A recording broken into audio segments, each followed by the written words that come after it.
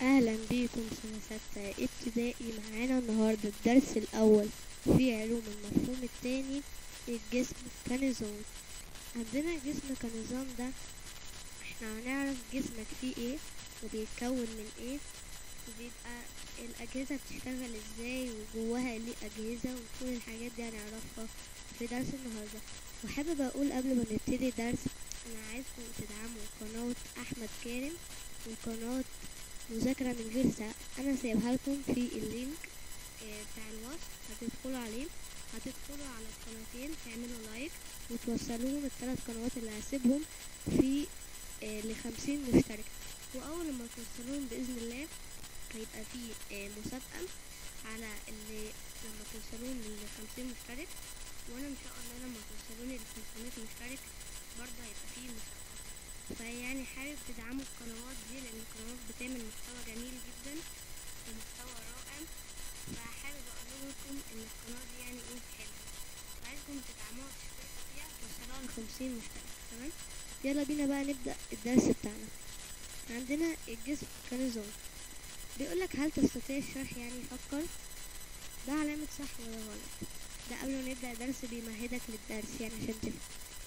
بيقولك مبدئيا بقى لا تتأثر أجهزة الجسم عند خوف من حيوان مفترس. سؤال عام كده، يعني بيقولك مثلا أنا دلوقتي قدام أسد، هتوتر بقى وهبقى خايف ولا ايه؟ ده أسد بجد عادي، أنا مش قلقان. أكيد هتبقى قلقان، فايه هيبقى غلط ان هو بيقولك لا تتأثر، تبقى لا أنا طبعا بتأثر. يستجيب الجهاز العصبي عند التعرض للخوف الشديد. هو فعلا بيتعرض للخوف الشديد فيستجيب. يعني مثلا موقف الأسد بقى، انا دلوقتي خايف جدا، فهاخد موقف من اسد ان انا معملش حاجة وابان ان انا هادي، فهو الجهاز العصبي فين ان انا خايف، فهيعمل اجراء ان هو يقلل الخوف شوية عشان يبين للاسد ان هو مش خايف فما يعمليش حاجة.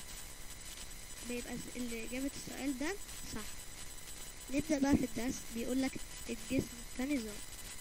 يعمل الجسم الكائن الحي كنظام متكامل حيث يتكون من عدة أجهزة تعمل معا للقيام بوظائف محددة.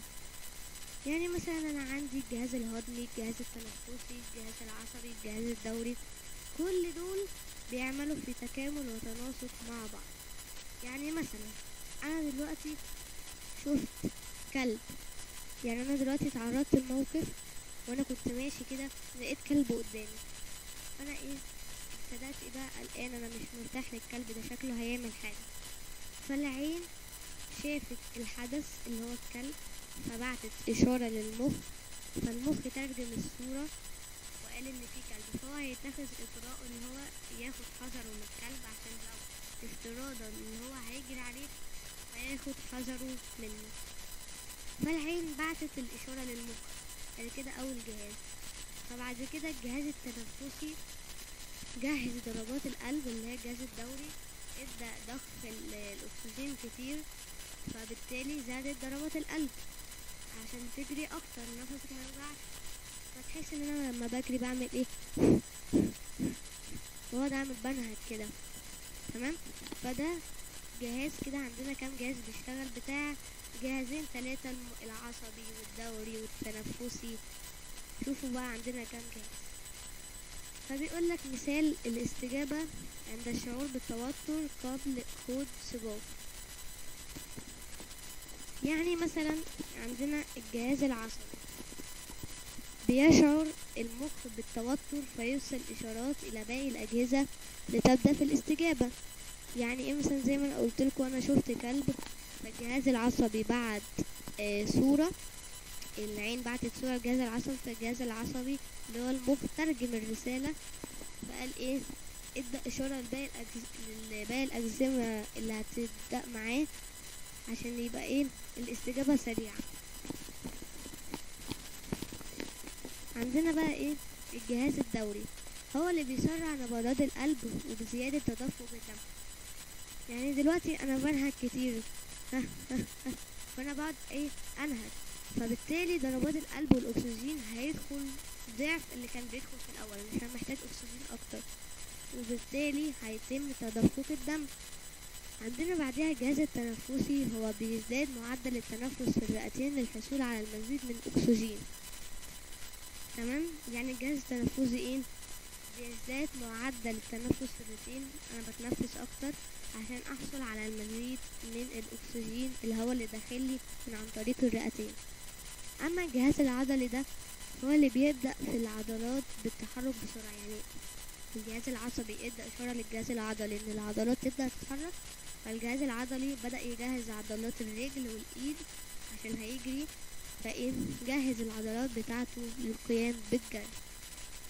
بيقولك بقى ايه قد يعني يحدث الاستجابة للتوتر بعض الأعراض الجانبية، زي مثلا أنا دلوقتي متوتر داخل امتحان، داخل أي حاجة، فأنا متوتر كده برتعش. فعندنا بقى ايه آلام من الحاجات دي. عندنا مثلا زي ايه آلام في المعدة، التعرق، أنا عرقان بقى دلوقتي، أنا مش مظبوط دلوقتي، الارتعاش، ايدي بترتعش مثلا، خايف، فده من أعراض التوتر. فعشان كده مش عايزين نتوتر كتير عشان ده بيضر الجسم بتاعنا. بيقولك بقى ايه كيف يعمل الجسم كنظام. لا يعمل كل جهاز في الجسم بشكل منفرد. يعني انا دلوقتي زي ما قلت لك ان كل الاجهزه بتعمل في تناسق وترابط مع بعض. يعني مثلا ما يجيش الجهاز العصبي يقول انا بعمل لوحدي بقى. طب ما انت هتعمل لوحدك ايه ازاي يعني؟ ما انت محتاج معاك مثلا، لو عشان ايه عايز تتحرك محتاج الجهاز العضلي. فكل الاجهزه بتعمل في تناسق وترابط مع بعض. تمام. فبيقولك بقى ايه على سبيل المثال، يعني انت لما بتشعر بالتوتر ركود سباق، فبيرسل المخ اشارات الى القلب، فبتسرع نبضات القلب وزيادة تدفق الدم، فتحصل العضلات على الاكسجين والغذاء اللازم للجري بسرعة. عندنا اختبار ده علامة صح او غلط. لا تعمل اجهزة الجسم في تكامل مع بعضها. اقصد تعمل اجهزة الجسم يعني هتبقى صح تعمل. لا يتأثر الجهاز الدوري عند التعرض للتوتر. الإجابة طبعا غلط. السؤال الأول صح، التاني غلط. تمام.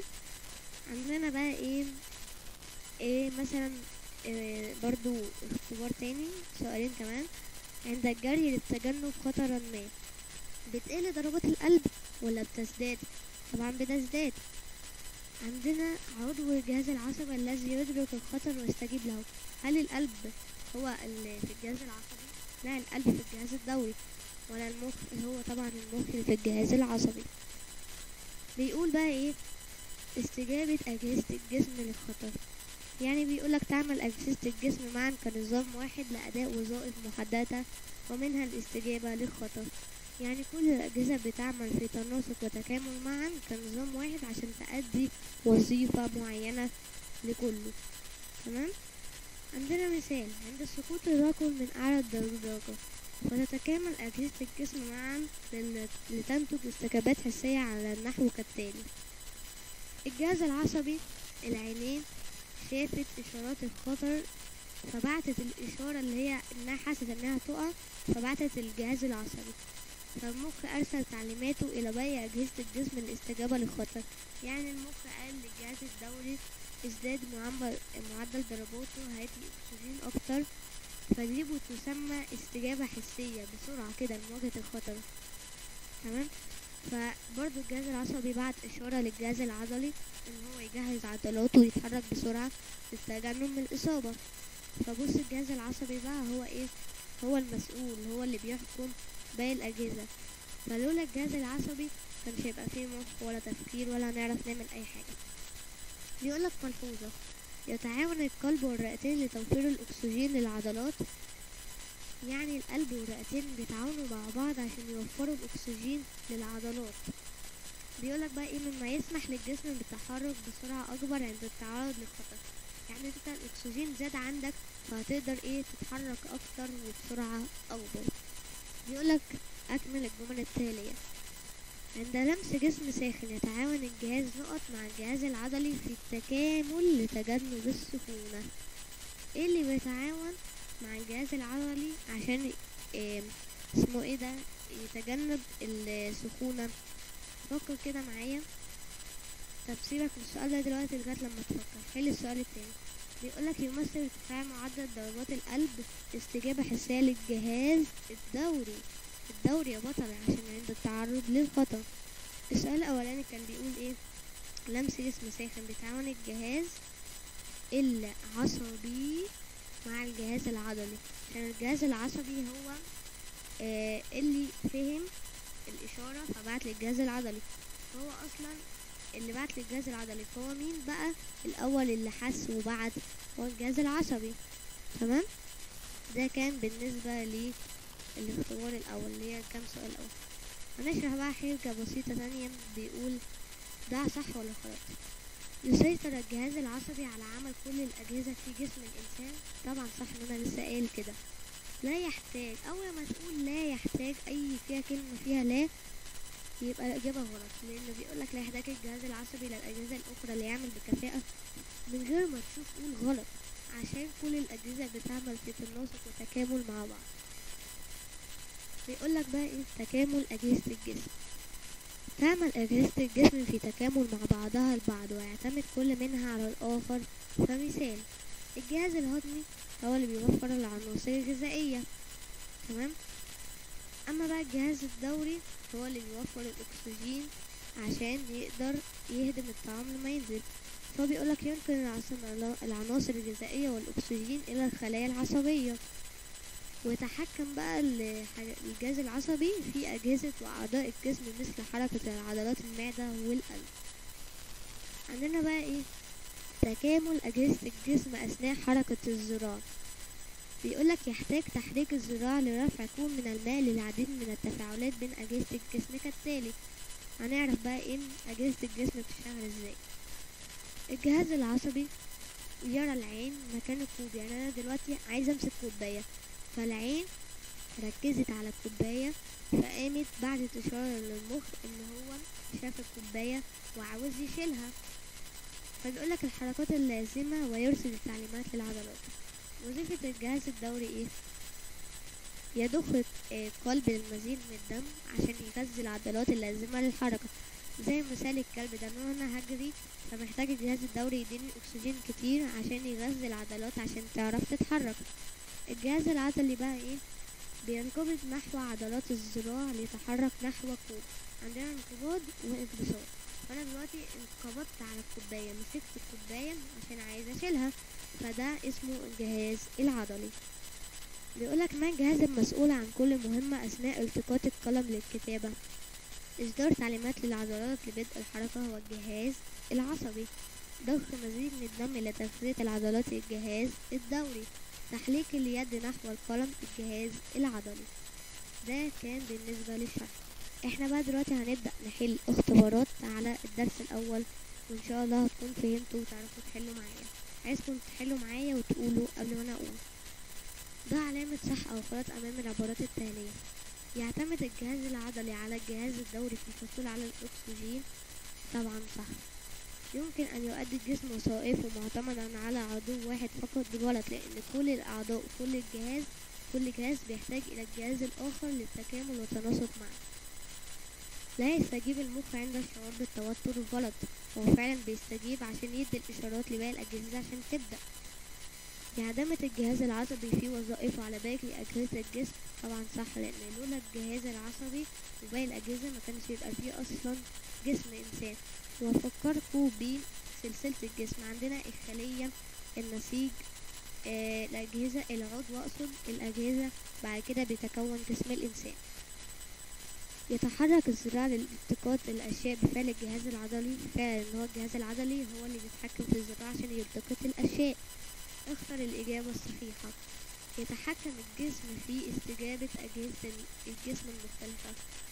يتحكم الجهاز العصبي هو اللي بيتحكم في أجهزة الجسم كلها. ينقل الجهاز نقطة الأكسجين إلى العضلات مما يسمح لها بالحركة بسرعة عند التعرض لخطر. الجهاز الدوري. قد يتأثر الجهاز الهضمي عند الشعور بالتوتر فيه. تتسارع ضربات القلب. تتحرك العظام بسرعة. تشعر بآلام في المعدة.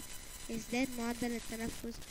ركز بالك عشان هو بيقول الجهاز الهضمي، تمام، هيبقى تشعر بألم في المعدة. أجمل باستخدام بنك الكلمات التالي. المخ أحد أعضاء الجهاز العصبي. تزداد نبضات القلب كاستجابة للجهاز الدوري عند الشعور بالخوف. يوفر الجهاز نقط العناصر الغذائية للخلايا العصبية. العناصر الغذائية يبقى الجهاز الهضمي. يدخل الأكسجين إلى الجسم عن طريق الجهاز التنفسي. عندنا بيقولك اكتب المصطلح العلمي لكل من جهاز مسؤول عن الحصول على العناصر الغذائية التي تدعم باقي أجهزة الجسم. ايه هو الجهاز المسؤول عن الحصول على العناصر الغذائية؟ هو الجهاز الهضمي. جهاز مسؤول عن ضخ الدم لتغذية العضلات المسؤول عن الحركة. هو بيقولك جهاز مسؤول عن ضخ الدم هو اللي بيحرك العضلات، يبقى هو جهاز الدوري. لاحظ الشكل الذي أمامك ثم اختر. شعورك بالألم عند وخز قدميك بالمسمار. يعني مثلا أنا دلوقتي دوست على مسمار، فدي تعتبر حركة حسية ولا حركية؟ أنا دلوقتي حسيت إن المسمار شكني دخل في رجلي، فتبقى استجابة حسية. يحدث تنسيق بين الجهازين نقط حتى يتم سحب القدم سريعا، الهضمي والعصبي ولا العصبي والعضلي؟ طبعا العصبي والعضلي، لأن العصبي هو اللي شاف وفهم فبعت إشارة للجهاز العضلي إن هو يشيل رجله بسرعة. فتمام كده خلصنا الدرس الأول في العلوم، وأتمنى الفيديو يعجبكم، ولو متنساش تشترك في القناة وتعمل لايك، واشوفكم في فيديو قادم، وسلام.